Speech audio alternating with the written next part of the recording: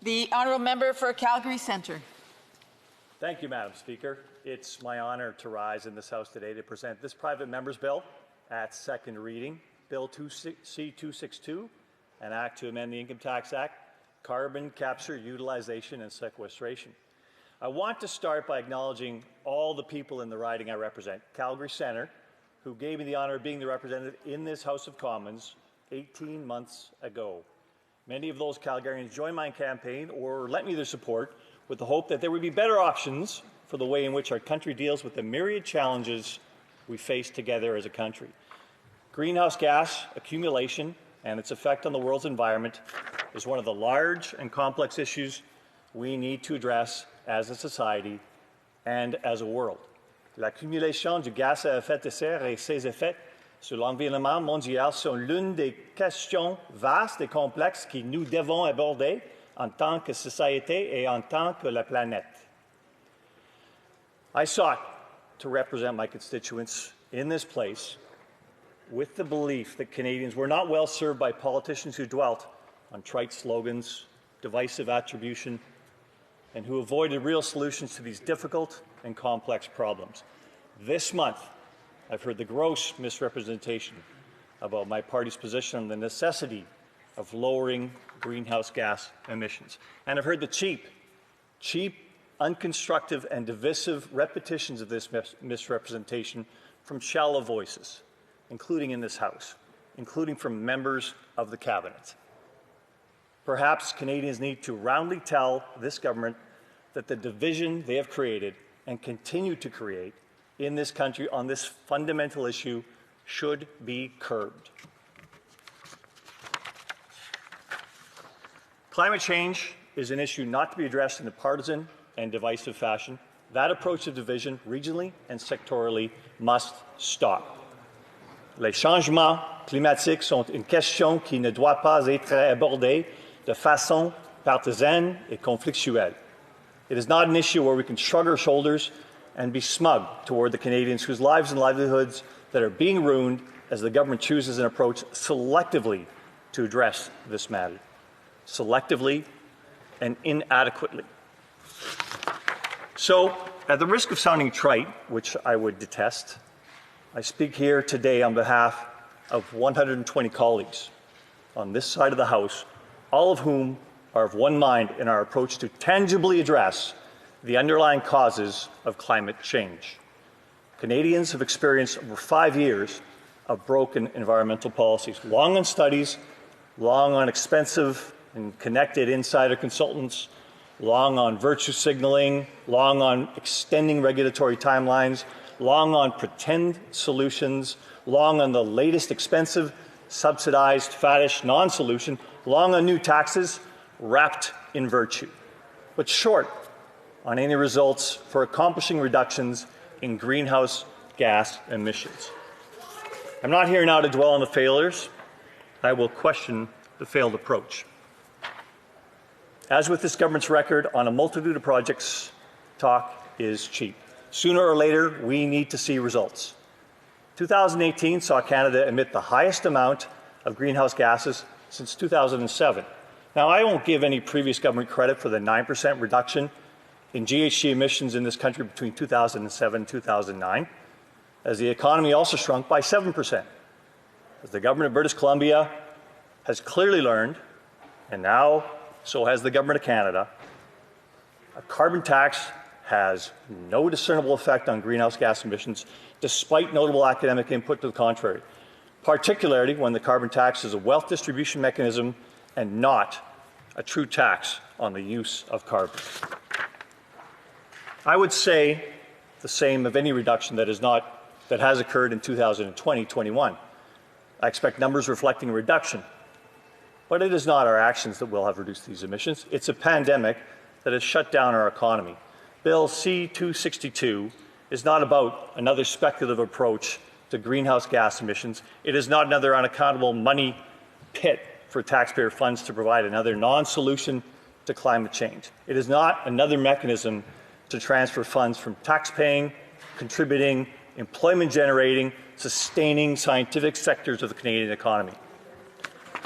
It is not another mechanism to transfer funds Two, connected, virtue signaling, speculative, non-transparent, ineffective, subsidized, self-interested actors with no accountable stake in the environmental outcome, and protected from the devastating economic outcomes of the proposed new solutions.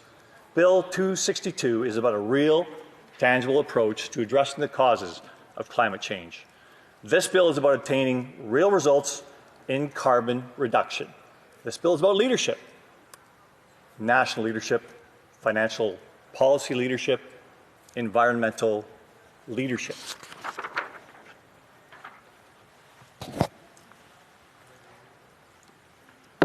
"11 days ago, I had the pleasure, along with 5 of my colleagues, to visit a CO2 utilization and sequestration facility in Clive, Alberta, hosted by my colleague from Red Deer Lacombe. The Alberta Carbon Trunk Line is one of Canada's projects that has shown the world how it will lead in carbon reduction. That is the objective of Canada's commitment to the Paris Agreement, to reduce our carbon emissions, not to reimagine economy, not to tear down what we do, displace productive Canadian jobs and industries, and ignore how Canadians can contribute best to the world's efforts to decarbonize. This is how we contribute. We will lead the world in a technological approach in which we led the world for a decade, until 2018. How did we lose this environmental leadership? The United States recognized the need to move forward on carbon capture, utilization, and sequestration, and implemented a tax credit to move these investments forward in a tax credit known as a 45Q. Such was the success of the tax measure that the sectors participating in capturing and sequestering carbon increased significantly.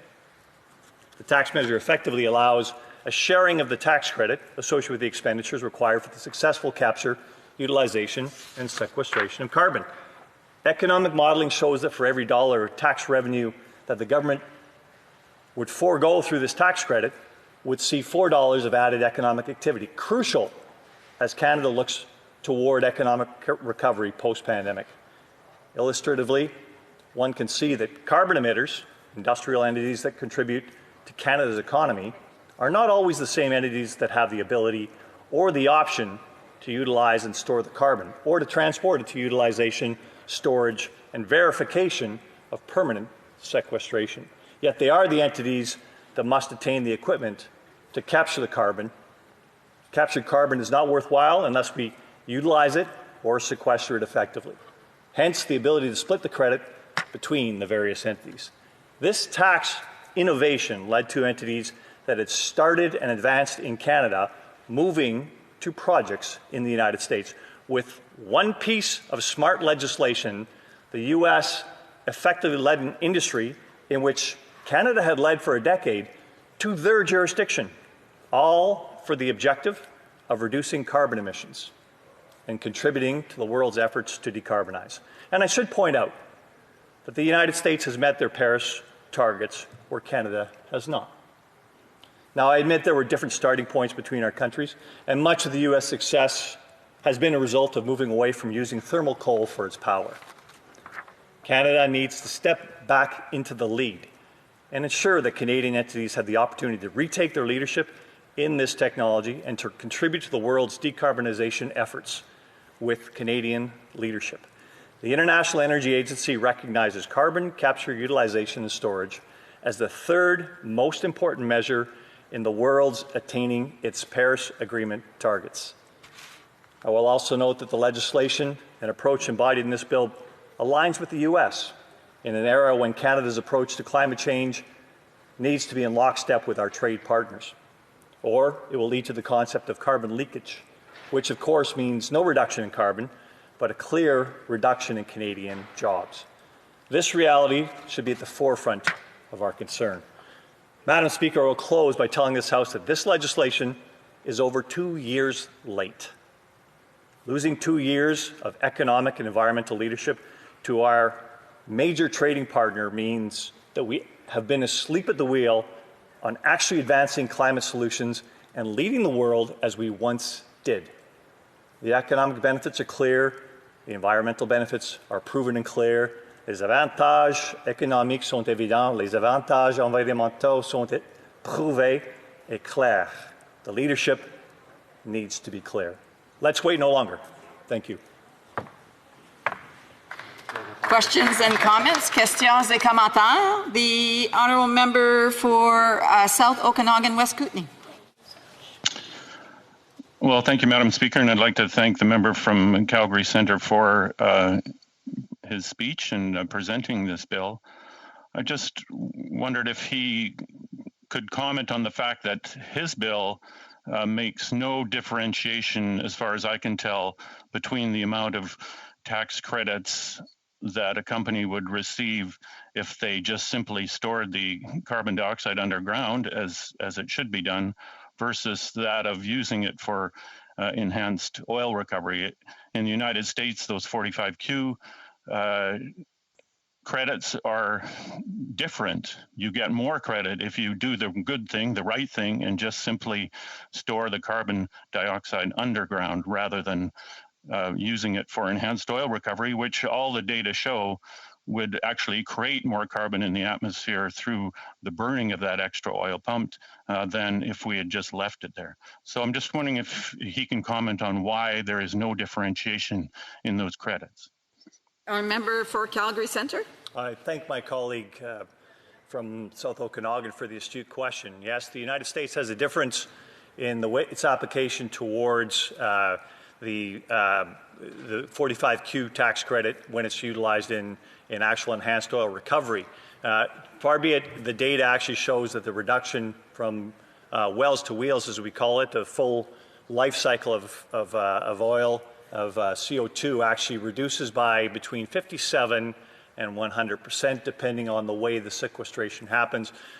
Enhanced oil recovery is going to be part of the utilization effort. We actually are moving towards a better method of producing oil in this respect, and it is much better than so many of the oil production methods around the world. So thank you, Madam Speaker.